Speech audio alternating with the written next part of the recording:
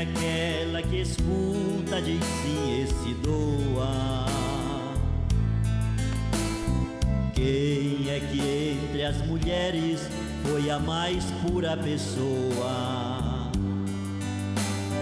Quem pôde ser a escolhida para ser mãe de Jesus e da igreja também? Procurei, porém não encontrei igual a ela ninguém. Quem é esta que avança suave, transmitindo esperança? Quem é esta que amamentou a mais pura criança? Quem é esta que é cheia de amor, mas ao chegar a dor fica em pé junto à cruz? Essa mulher não é uma qualquer, é a mãe de Jesus. Quem é esta que diz façam tudo o que ele mandar? Quem é esta mais que qualquer outra sabia se entregar? Quem é esta que acreditou, creu e se entregou ao suplício da cruz? Essa mulher não é outra, ela é Maria, mãe de Jesus.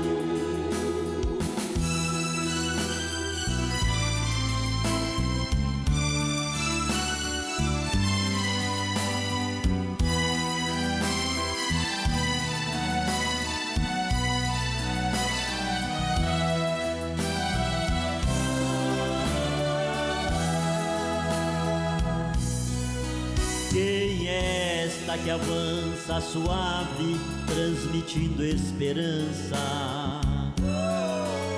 Quem é esta que amamentou a mais pura criança? Quem é esta que é cheia de amor, mas ao chegar a dor fica em pé junto à cruz? Essa mulher não é uma qualquer, é a mãe de Jesus. Quem é esta que diz façam tudo o que ele mandar? Quem é esta mais que qualquer outra sabia se entregar? Quem é esta que acreditou, creu e se entregou ao suplício da cruz? Essa mulher não é outra, ela é Maria, mãe de Jesus, de Jesus.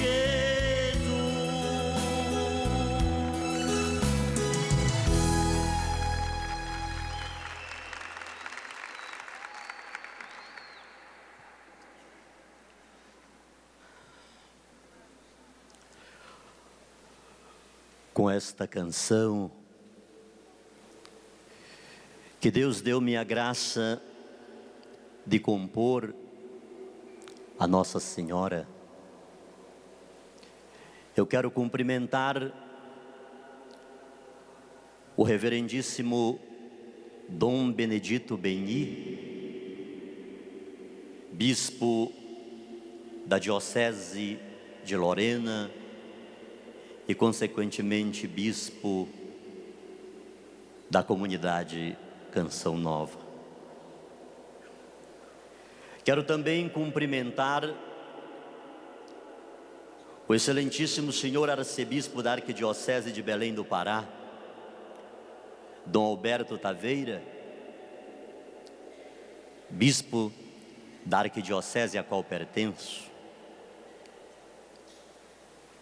Quero também cumprimentar com um amor filial muito grande o meu diretor espiritual, Dom José Luiz Ascona, bispo da Prelazia do Marajó. Como também quero cumprimentar Dom João Maria Messi, bispo da Diocese de Volta Redonda e Barra do Piraí, diocese na qual atualmente moro, e isso já há 4 anos. Também não posso deixar de neste momento cumprimentar o Padre Silvio Jaques, que é o pároco da Basílica de Nossa Senhora de Nazaré, em Belém do Pará,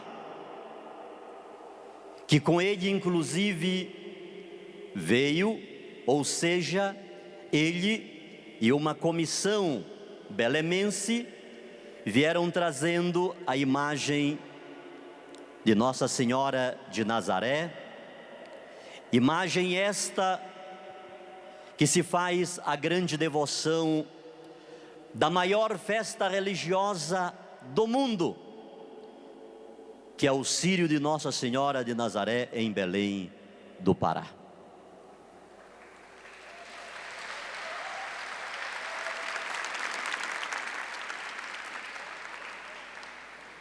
Quero também, com muito carinho e sem muitas palavras para isto traduzir,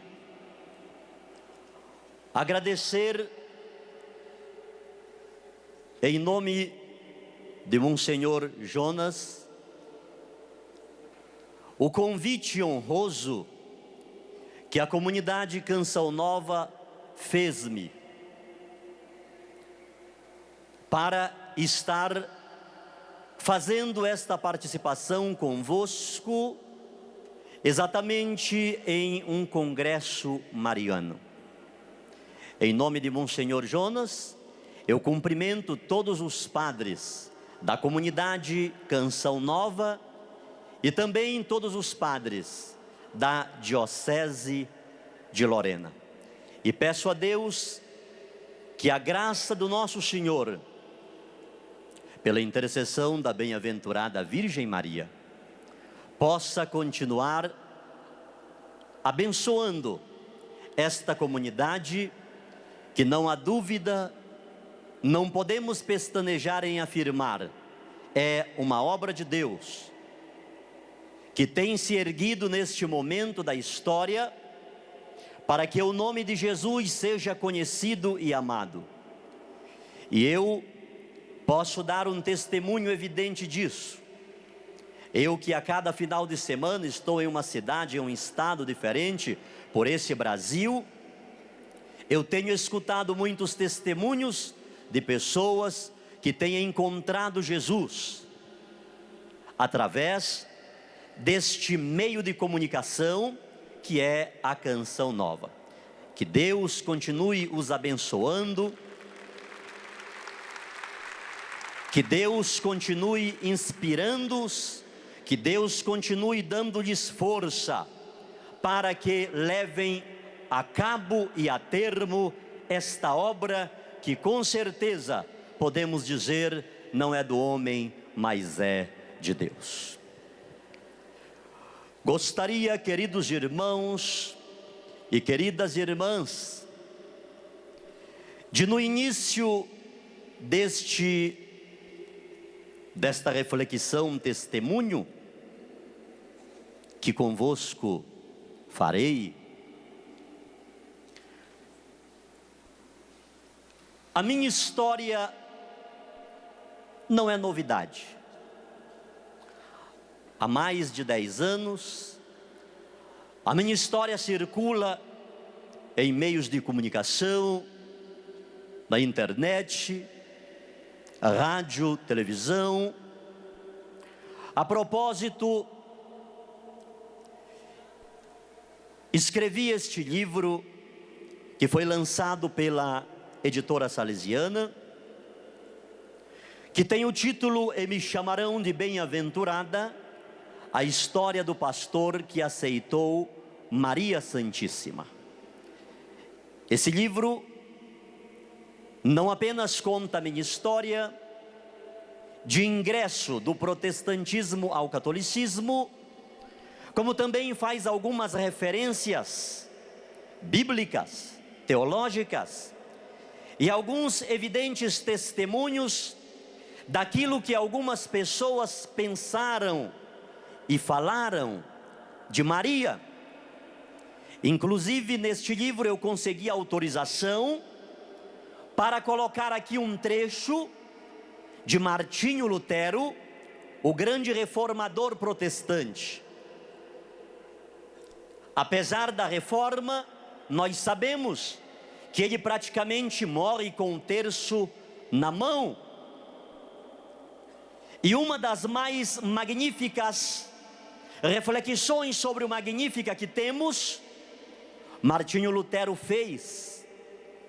E rapidamente eu partilho com vocês o que o grande reformador protestante disse. Deus é um trecho da sua reflexão sobre o Magnífica. Ele não pode olhar para cima,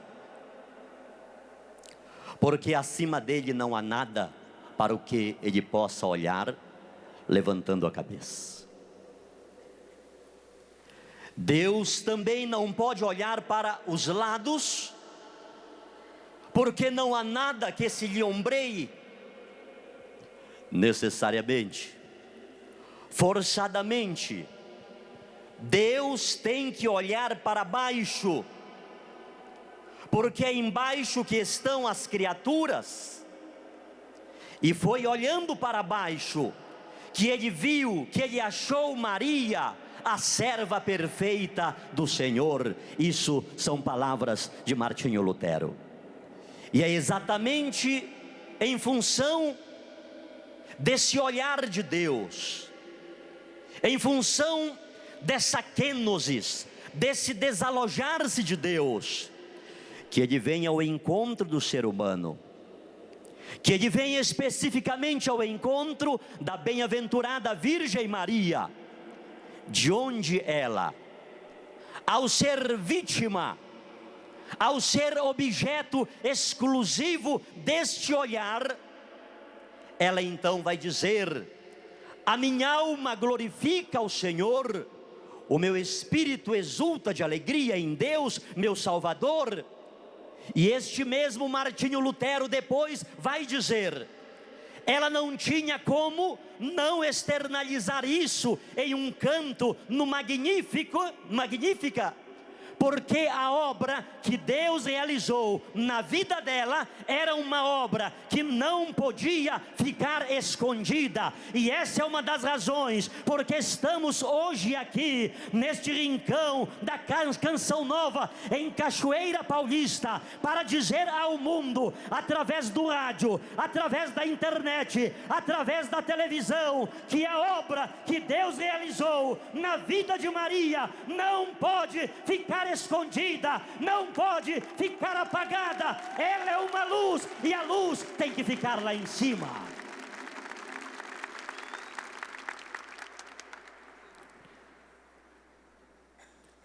A propósito também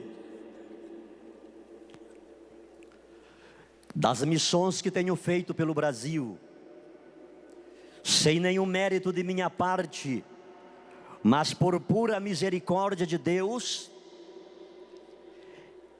eu já fiz somente dentro do território nacional mais de 700 viagens missionárias. Somente dentro do Brasil, mais de 700 viagens. Pela misericórdia de Deus, pregando para poucas pessoas, pregando em ginásios, em praças públicas, em catedrais, em teatros, em estádios. E em função dessas missões, é que Deus proporcionou-me a graça de também escrever este livro que saiu pela editora Ridel, Testemunhos de Vida e Missão. São testemunhos daquilo que tenho visto e ouvido Deus realizar dentro desse Brasil. De manhã ouvíamos o padre que antecedeu-me fazendo uso da palavra, citando alguns testemunhos realizados pela bem-aventurada Virgem Maria. Inclusive os demônios reconhecem o poder de Deus na vida dela, e diante dela fogem. não resistem à presença dela.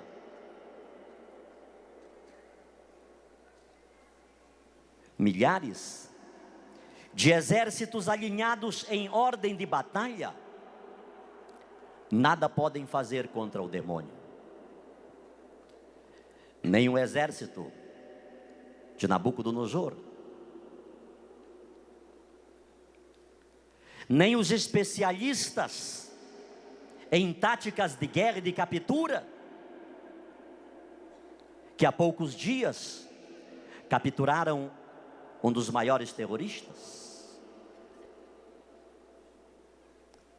Todo o aparato militar da Academia das Agulhas Negras do Rio de Janeiro nada pode fazer contra o demônio. Mas os pés delicados de Nossa Senhora foram mais que suficiente para esmagar a cabeça da serpente, e por isso ele corre em retirada somente quando nós pronunciamos o nome de Maria, porque há poder, a graça, a unção do Espírito Santo na vida dela. E neste livro, Testemunhos de Vida e Missão, eu relato acontecimentos, verdadeiras graças de Deus, que a misericórdia de Deus tem alcançado-me e acompanhado-me Brasil afora.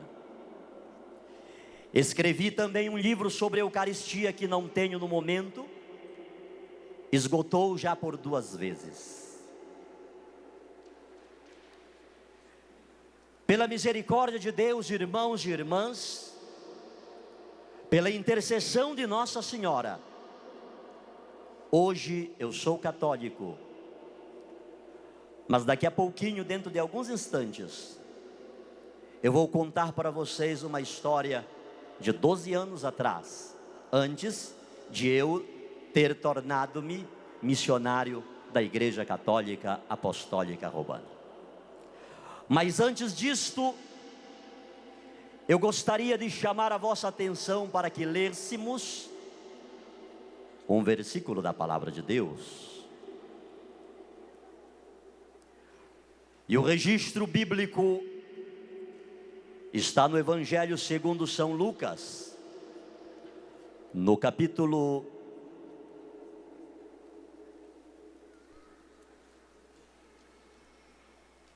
35. São Lucas, capítulo 1 e versículo 35. Diz a palavra de Deus: respondeu-lhe o anjo: o Espírito Santo descerá sobre ti, e a força do Altíssimo te envolverá com a sua sombra. Por isso, o ente santo,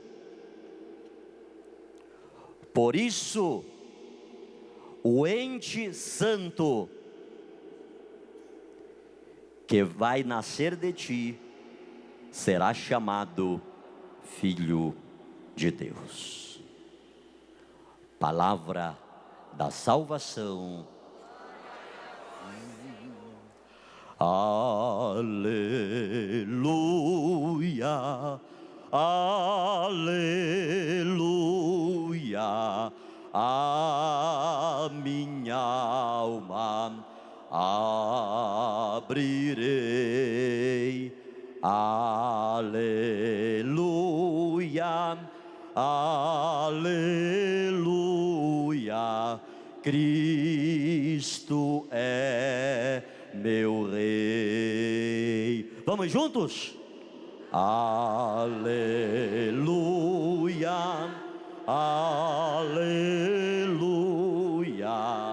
a minha alma abrirei.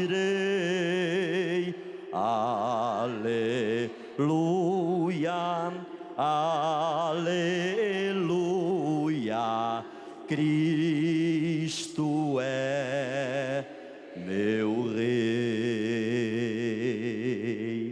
Amém? Vamos aplaudir o nosso Rei.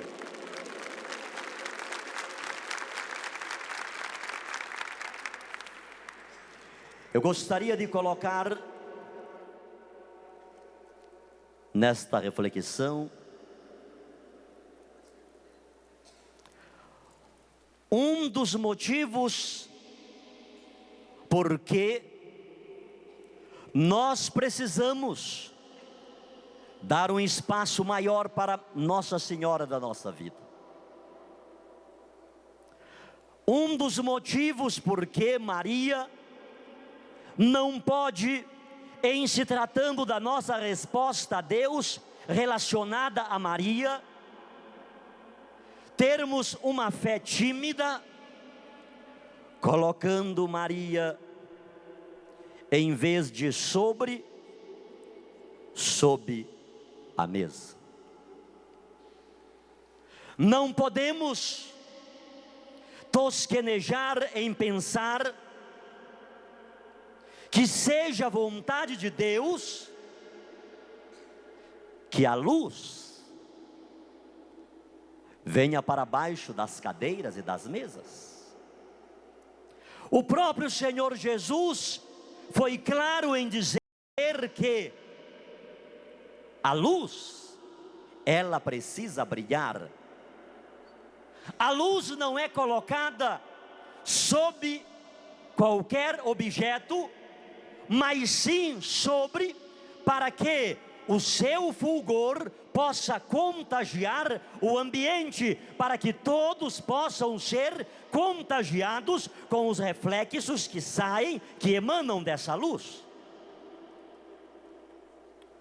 Todavia, seria arriscado, seria temeroso falar sobre Maria a partir da filosofia, a partir da psicologia, a partir da psiquiatria, a partir daquilo que nós possamos, a partir puramente da nossa razão, pensar, refletir, ainda que aprofundadamente sobre Maria. Ou seja, tudo que possamos falar de Maria a partir de nós, por certo, e com muita probabilidade, pode cair por terra. Mas quando nós falamos de Maria, ou seja, de Maria Santíssima, a partir da Bíblia, a partir da palavra de Deus,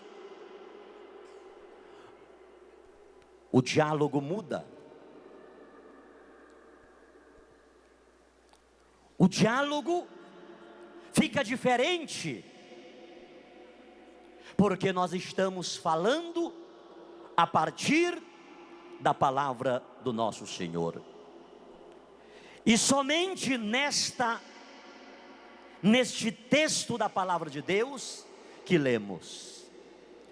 Este texto é mais que suficiente para que passemos aqui uma semana refletindo sobre Maria, tanto no aspecto mariológico, ou seja, no aspecto da palavra de Deus, como também no aspecto mariano, no aspecto devocional.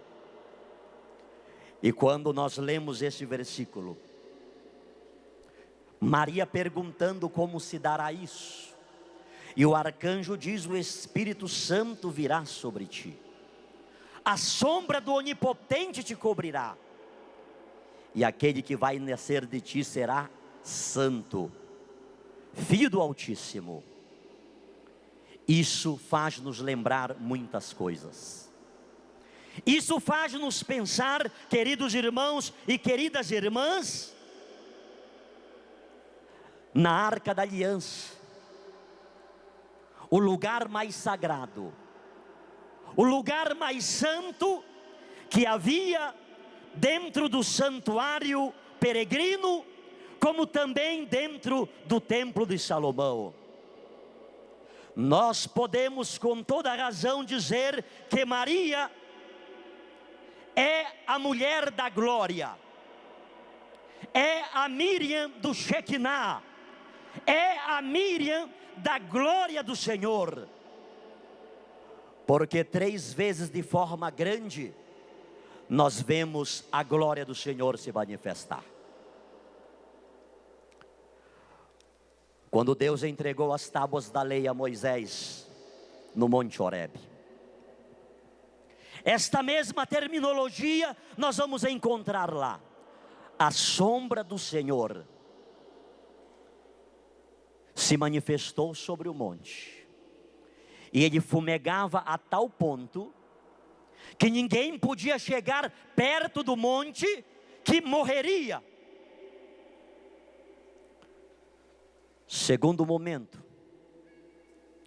quando foi erguido o santuário do deserto, onde lá estava a arca da aliança, com 3 coisas: as tábuas da lei, 2 litros de maná e o bastão do sumo sacerdote Arão. Quando foi feita aquela dedicação do santuário, a glória do Senhor se derramou sobre aquela congregação, sobre a arca da aliança, de tal forma, e aquela glória do Senhor tomou conta de todo o santuário, e ninguém pôde ficar lá dentro. Terceiro lugar, quando Salomão edificou o templo do Senhor, quando foi transportada a arca da aliança para o templo,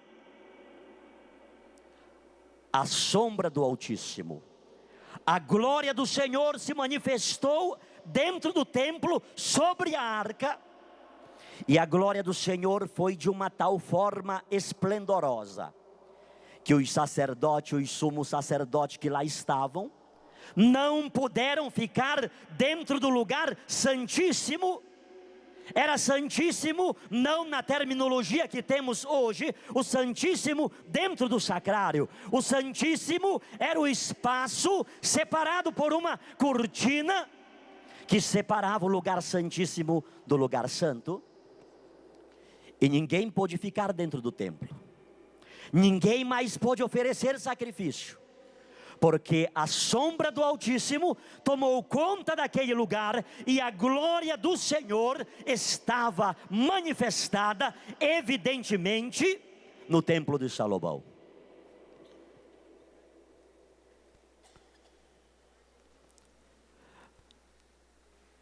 E é só no Novo Testamento, na anunciação do anjo a Maria, que nós vamos encontrar esta glória do Senhor se manifestando novamente. Como acontecerá isto?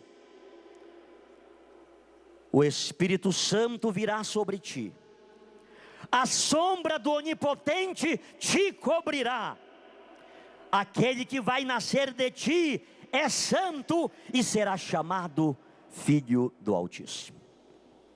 Ou seja, as 3 teofanias do Velho Testamento acontecem sobre Maria. E eis a razão de os padres da igreja, e eis a razão de o Concílio Vaticano II, e eis a razão que muitos são os teólogos que não hesitam em dizer que Maria, ela é a arca da nova e eterna aliança, porque a glória da antiga aliança, de forma mais plena, repousa sobre ela. E já os padres apostólicos, eles vão dizer para nós que em Maria, esta arca se consolida de forma mais cristalina, porque dentro dela, não de forma figurada, não de forma alegórica, está de maneira viva, evidente, clara e palpável, o que figuradamente havia na arca da antiga aliança. O que era que havia na antiga aliança? As tábuas da lei. Em Maria não estavam as tábuas da lei, mas estava a própria palavra de Deus, Jesus Cristo, como lemos em São João: no princípio era o verbo, no princípio era a palavra estava com Deus e a palavra era Deus. Dentro de Maria também estava o paradoxo ou paralelo da arca antiga. Na arca antiga havia 2 litros de maná, o alimento que sustentou o povo no deserto por 40 anos. Nós não podemos excluir Maria da nossa espiritualidade, da nossa devoção, porque dentro dela não estava 2 litros de maná apenas, dizendo uma quantidade limitada, mas está o próprio Jesus Cristo, o pão vivo descido do céu, a Eucaristia que alimenta a caminhada de todo cristão.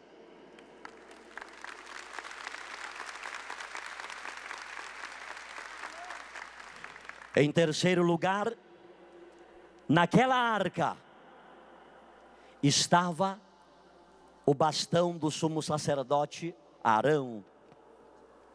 Em Maria não estava uma peça referente a alguém, mas dentro de Maria estava o próprio sumo sacerdote, Jesus Cristo, aquele em cuja mão está a nossa vida, e Ele é a razão maior deste congresso mariano. Amém?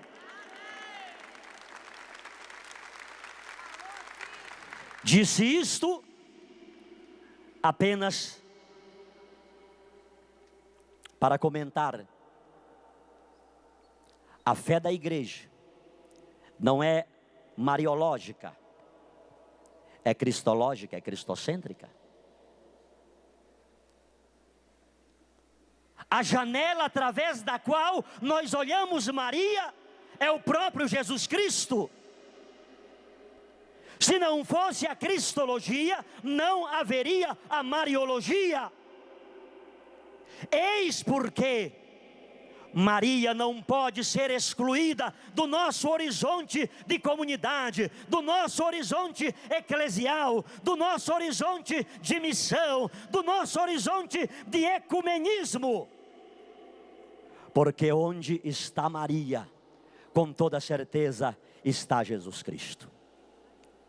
Eis a razão que nós precisamos ser católicos mesmo em todos os lugares.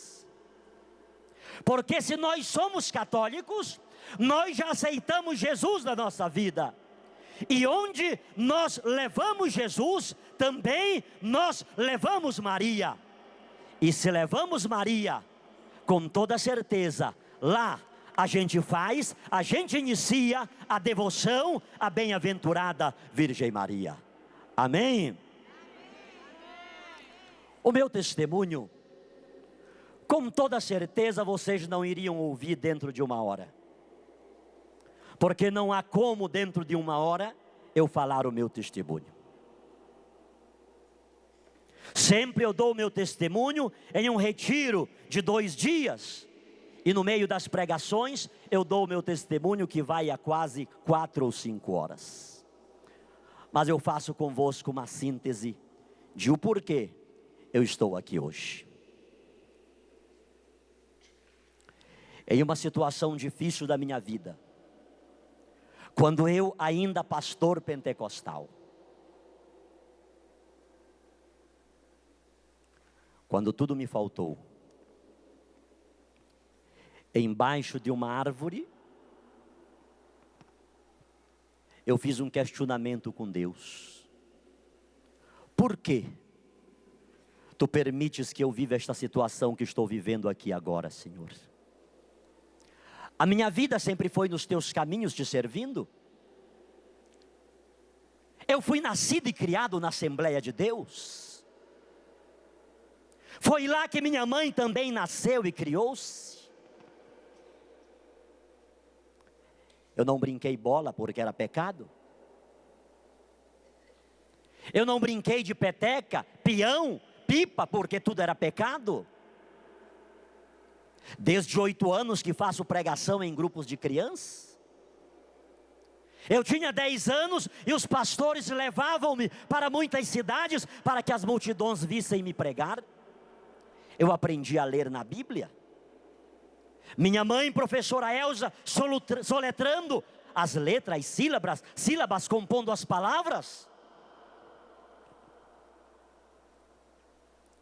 Desde criança eu aprendi que a igreja católica era a Babilônia do Apocalipse, que os católicos adoravam imagens, que o Papa era o anticristo, o falso profeta. Desde criança eu aprendi que a Bíblia dos católicos não tinha valor, porque na Bíblia católica havia livros apócrifos. Não se entendia que esses 7 livros e fragmentos de Esther e de Daniel são livros ou porções deuterocanônicas, deutero de segundo, que junto com os protocanônicos, proto de primeiro, formam o cânon da Sagrada Escritura. Essa foi a minha criação, essa foi a minha infância. Por que, Senhor? Se a minha vida sempre foi nos teus caminhos, tu permite agora que eu viva uma situação dessa. E no meio dessa oração de desabafo e desafiadora, de murmuração, eu estava de cabeça baixa com a mão direita escorado naquela árvore. De repente eu começo a sentir uma alegria dentro de mim. De repente começo a sentir uma paz, uma tranquilidade, uma suavidade. E quando eu levanto a cabeça, a uma distância de uns 4 metros de mim aproximadamente, estava uma mulher mais alta que eu, morena, cabelos longos, com uma roupa branca. Simplesmente de onde ela estava, ela disse para mim: não se preocupe, tudo será resolvido. Aproximou-se do pastor Sidnei de Alencar, pegou em minha mão direita e passou pelo meu lado esquerdo como que indo para trás de mim. Imediatamente virei-me na direção em que ela havia ido e simplesmente lá não tinha mais ninguém. Pastor pentecostal. Caí ajoelhado, com as mãos erguidas, dando glória a Deus, aleluia, glorificando ao Senhor, falando em línguas estranhas, convicto de que, naquele momento, que eu achei que tudo me havia faltado, Deus enviou até o pastor Sidnei de Alencar um anjo, na aparência, na forma de uma mulher. Contei isso para vários pastores, e isso preguei em muitos lugares do Brasil. Sempre que eu pregava sobre a existência dos anjos, eu terminava dando esse testemunho, dizendo que os anjos do Senhor nunca nos abandonam, sempre estão perto de nós. 2 anos após esse fato, fui convidado para fazer uma pregação no estádio do Castelão, na capital maranhense, São Luís. Saí do estado do Amapá e passei pelo estado do Pará, de onde sou natural e onde mora a maioria de meus familiares, inclusive minha genitora. E na madrugada do dia 16 de dezembro de 1998, eu tive um sonho.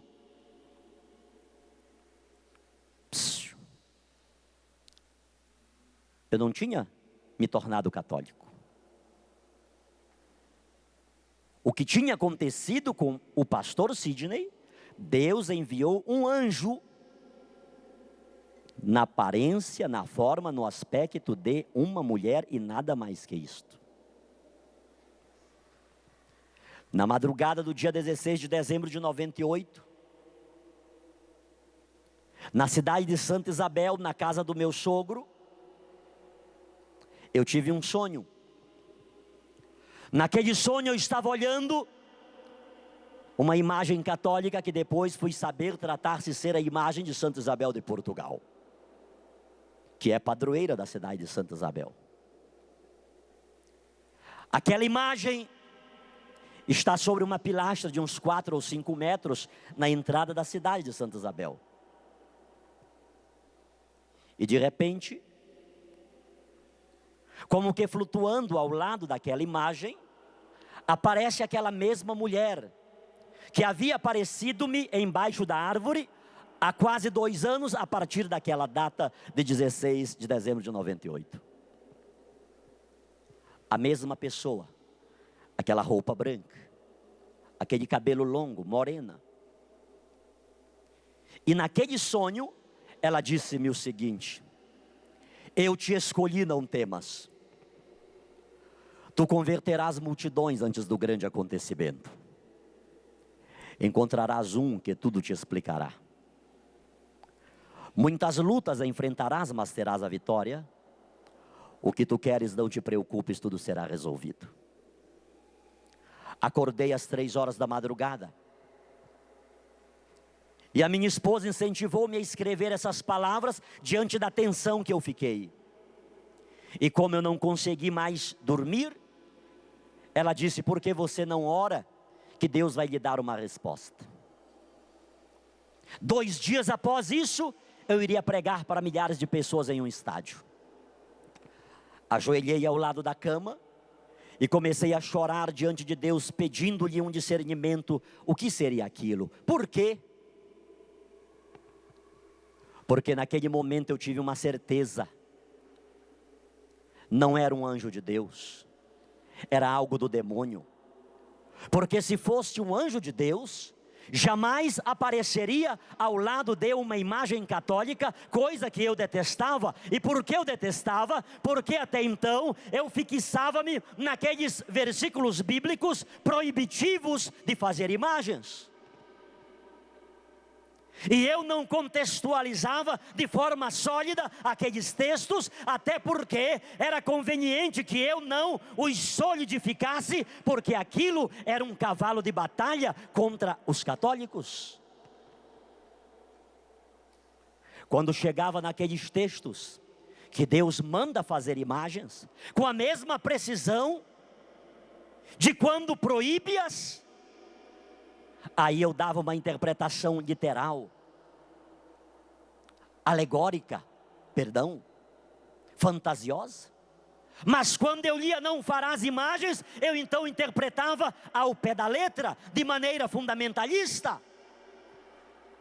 E aqueles muitos versículos que Deus manda fazer, eu então interpretava de maneira superficial. Não pode ser um anjo de Deus. Porque um anjo de Deus mais apareceria ao lado de uma imagem católica. E eu continuo a orar, e eu continuo a chorar diante de Deus. E aproximava-se das 6 horas da manhã.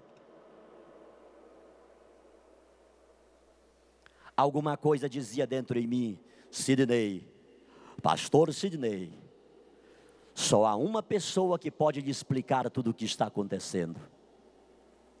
É o padre dos católicos.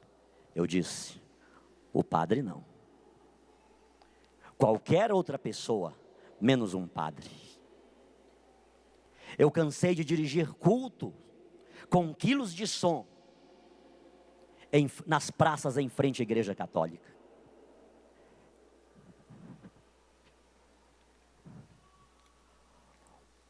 Hoje a Bíblia que eu tenho aqui, não se assustem, é uma Ave Maria. Mas há 12 anos atrás eu usava uma Bíblia mais ou menos desse tamanho, maior que esta, uma Bíblia pentecostal. E quantas vezes eu a ergui em palcos, em frente de igreja católica, e disse: reverendo, a sua Bíblia não diz isto, isto e mais isto? No livro tal, capítulo tal e versículo tal, não diz isto? Quantas vezes eu entrei na casa de católicos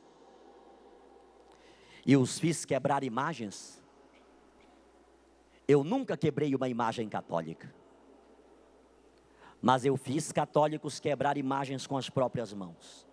Eu vi católicos destruir oratórios inteiros. Eu vi católicos quebrar imagens, enterrar no quintal ou colocar num saco para ser levado pelo carro do lixo.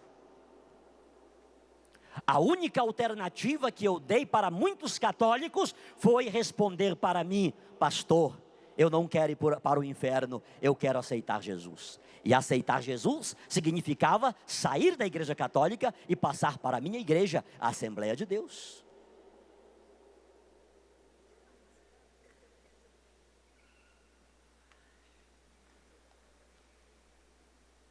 E aquela voz se foi fortalecendo dentro em mim, dizendo: é o padre. O padre não. Eu não gostava de padre. Eu dizia que os católicos só eram errados por causa dos padres que não ensinavam a verdade para o povo. Eu dizia que eles eram aqueles fariseus dos quais Jesus falou que estavam na porta, não entravam e não deixavam ninguém entrar. Mais que isso, eu dizia que o Papa era o anticristo, o falso profeta. E aquela voz foi dizendo: mas é o padre. Já se aproximava das 6:30 da manhã, tomei um banho, aprontei-me, e pela primeira vez na vida, dirigia-me a uma igreja católica. Ao chegar à frente daquela igreja, informaram-me que o padre só chegaria por volta das 9 da manhã, uma vez que fora celebrar em uma comunidade. Pediram que eu aguardasse dentro da igreja, o que eu não quis fazer, porque não queria me contaminar dentro da igreja dos católicos. Fiquei lá na porta, e escutei um barulho dentro da igreja, e eu aproximei-me da porta, para ver o que estava acontecendo dentro da igreja. Não consegui ver muita coisa dentro da igreja. Tudo que avistei lá no fundo foi uma luz vermelha. E naquele momento, escandalizado, meu Deus, é por isso que os católicos são do jeito que são? Até luz vermelha tem dentro da igreja deles? Lá no meu estado, Pará, luz vermelha é 2 coisas apenas. Mas o sol estava muito forte. Eu entrei e sentei no primeiro banco próximo à porta. E uma vez sentado, consegui ver o que estava acontecendo. Próximo ao altar, estava uma pequena mesa coberta com uma toalha branca. E sobre aquela mesa estava um objeto grande, dourado. Era uma âmbula, mas eu não sabia o que era. Aquelas poucas senhoras que lá estavam, ajoelhadas, estendiam as mãos na direção daquela âmbula e chamavam de Jesus para aquilo. Jesus, nós te amamos, nós te louvamos, nós te adoramos. Faziam pedidos para Jesus, e tinha uma senhora que chorava muito, e eu então, mais uma vez, sarcasticamente, ponderei: meu Deus, como se não bastasse esse monte de imagens que os católicos adoram, veja agora quem é o Jesus dos católicos. É uma panela, só porque eu acho que é de ouro. Isso era eu, irmãos. Isso é apenas para dizer-vos o tamanho da minha ignorância, que eu falava da igreja católica sem dela nada conhecer. Já sei porque Deus me trouxe aqui. Era para eu ver esta cena ridícula.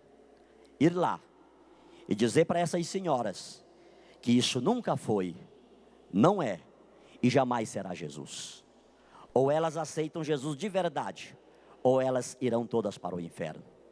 E eu, cheio do meu eu, cheio da minha prepotência, da minha arrogância, cheio dos meus arrazoados, tomei o corredor central e vi.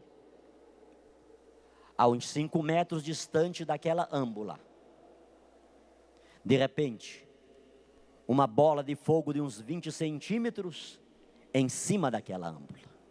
Fogo puro. Não sei se era imaginação minha ou se de fato aquilo aconteceu. Parece que aquela bola de fogo, ela saía de cima da âmbula uns meio metro e voltava na minha direção. Lá o pastor Sidney ficou. Nem um passo mais para frente. Era uma vontade de dar glória a Deus. Era uma vontade de dar aleluia. Era uma vontade de falar línguas estranhas. Mas eu tinha certeza que estava dentro de uma igreja católica. E eu, como pastor, dizia que o Jesus dos católicos era um Jesus morto. Ele não andava, ele não falava, ele não ouvia, ele não pegava, ele estava pregado na cruz. E ele não podia fazer nada pelos católicos. Consequentemente, ninguém poderia sentir a presença de Jesus dentro de uma igreja católica. E aquele meu paradigma agora estava sendo quebrado. Agora eu estava sendo fulminado. Mas diante daquele desejo, daquela vontade de glorificar ao Senhor, o meu arrazoado, o meu preconceito, o meu paradigma era muito maior. E eu resisti em não glorificar ao Senhor, em não dar um glória a Deus, em não dar um aleluia, em não louvar ao Senhor dentro de uma igreja católica. E exatamente naquele momento em que eu resisti a glorificar a Deus, parece que uma mão humana pegou aqui na minha cabeça e empurrava-me na direção daquela mesa. E eu fui caindo, e eu fui caindo, e eu caí mesmo literalmente em frente àquela mesa. Quando caí, era soluçando de choro, era dando glória a Deus, era dando aleluia, era glorificando a Deus. Um Pentecoste aconteceu na minha vida. O que é que aconteceu, o que é que aconteceu, missionário? Aconteceu que no dia 16 de dezembro de 1998, o primeiro dia em que entrei em uma igreja católica, Deus me fez ter a maior de todas as certezas de minha vida. E essa certeza eu tenho pregado e testemunhado no Brasil, de norte a sul, de leste a oeste, para poucas pessoas e para muitas pessoas. Que certeza é essa, missionário? Que Jesus Cristo, Ele sempre esteve vivo, com poder e grande glória dentro da Igreja Católica Apostólica Romana.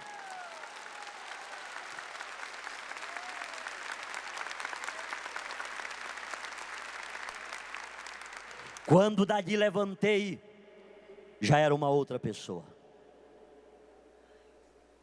Levaram-me aos bispos, a vários padres, e depois de longa conversa, eu superficializei tudo aqui convosco. Depois de detalhes, eles chegaram a uma conclusão. Pode ter sido. Ninguém disse que era. E eu não ando dizendo isso para ninguém. Pode ter sido uma aparição de Nossa Senhora. Para mim,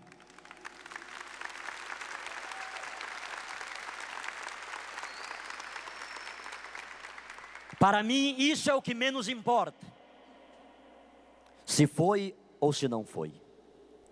Sobretudo quando esta afirmação vem dos meus irmãos protestantes, que dizem: pastor Sidney, foi o demônio que apareceu para o senhor. Eu chego a dizer hoje: bendito seja Deus por esse demônio que apareceu para mim, porque esse demônio fez com que eu me curvasse diante da presença real de Jesus, em corpo, sangue, alma e divindade, e aceitasse Maria, mãe de Jesus, como minha mãe também. O que importa é o que a partir daquele momento aconteceu. Dificuldades, provações. Ganhei o catecismo da Igreja Católica. O bispo disse: se o senhor quiser saber alguma coisa sobre a nossa igreja, leia este livro. Me deu um terço e me deu um crucifixo. E dentro de um mês eu li o catecismo da Igreja Católica, com a Bíblia ao lado, olhando aquelas referências bíblicas que estão no catecismo. Terminei de ler o catecismo, disse: verdadeiramente a Igreja Católica é a Igreja de Jesus, mas eu não vou ser católico. Vou continuar na minha igreja, porém, este ensinamento do catecismo, que é bíblico, eu vou ensinar para os meus irmãos da Assembleia de Deus. Porque muitos deles enchem a boca dizendo que foram católicos, foram sacristãos, foram coroinha, foram ministros de Eucaristia, foram catequista, mas na verdade nunca aprenderam nada a respeito da Igreja Católica. E eu então comecei a ensinar isso para o povo. É justamente em meio desse ensinamento que comecei a dizer para as pessoas que os católicos não adoravam imagens, que a Bíblia católica não era uma Bíblia falsa, que o Papa é sim um querer de Deus instituído por Cristo. Diante desse ensinamento, chamaram-me à convenção a que pertencia para eu retratar-me. Ou eu deixava de pregar sobre Maria, ou eu seria disciplinado, seria afastado de minhas atividades pastorais. Diante daqueles 50 obreiros, entre pastores, presbíteros e diáconos, eu disse: pastores, se não há outro jeito, saibam os senhores, que entre o continuar a pregar o sim que Maria deu ao projeto de Deus, e entre o continuar a ser pastor protestante, a partir de agora, eu estou deixando de ser pastor protestante, para ser católico apostólico romano, e continuar a pregar o sim que Maria deu ao projeto de Deus.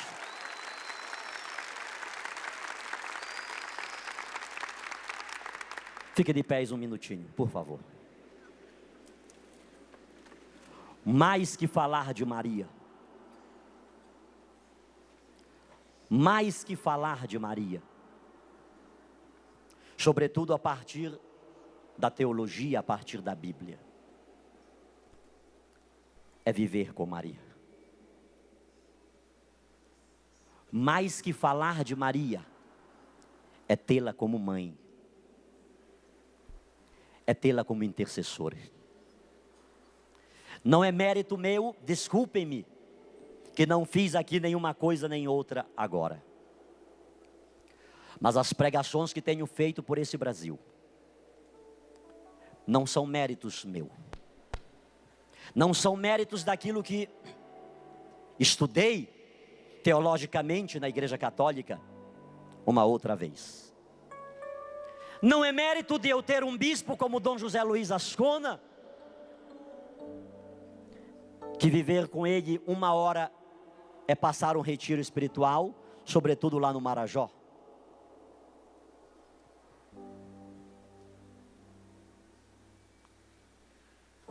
Mais que tudo isso, é sentir Maria, é ser tocado por ela, é ser abraçado por ela.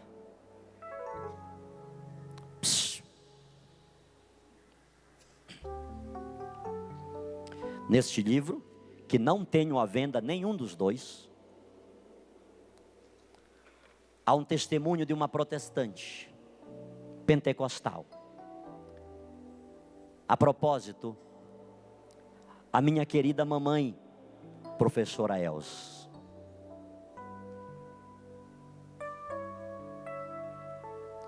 No momento em que já como católico ela pediu-me para fazer uma reflexão sobre o Natal. No momento em que meu irmão faleceu, aos 40 anos de câncer no estômago. Tanto naquele dia do Natal, quanto no dia em que Haroldo falecia, a irmã Elza, teóloga, diretor de instituto teológico,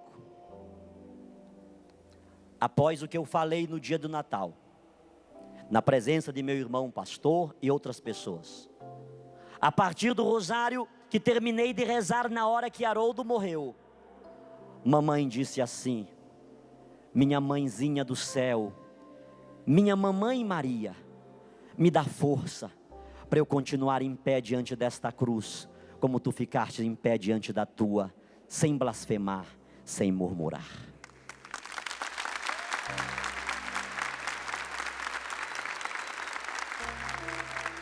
Minha mãe continua na Assembleia de Deus. Mas aquela mesma mulher que me expulsou de sua casa, quando me tornei católico, ela abraçou-me, pediu-me perdão e disse: meu filho, continua na igreja católica, porque nós sabemos, eu sei teologicamente, foi de lá que todos nós saímos.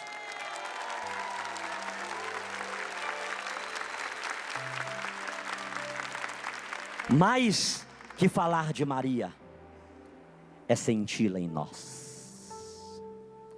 Mãezinha querida, acolha-nos, os degredados filhos de Eva, que vivemos gemendo e chorando neste vale de lágrimas.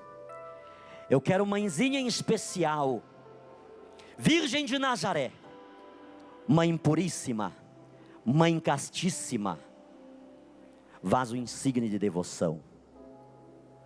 Acolhe, mãezinha, aquela filha, aquele filho que está ali em casa, aqui no Brasil, fora do Brasil, que nos escuta no rádio, que nos acompanha na internet, que nos assiste na televisão. Eu sei, mãezinha, o que você fez na minha vida, e você pode fazer na vida desse filho, dessa filha que nos acompanha agora. Pela tua intercessão, mãezinha, que aconteça essa libertação, que aconteça essa cura, essa restauração, essa renovação. Que pela tua intercessão, mãezinha querida, continue a se derramar sobre todos nós. Nós que aqui estamos neste rincão, a bênção que sara, que liberta, que restaura, que renova, em nome do Pai, do Filho e do Espírito Santo. Amém, amém, amém.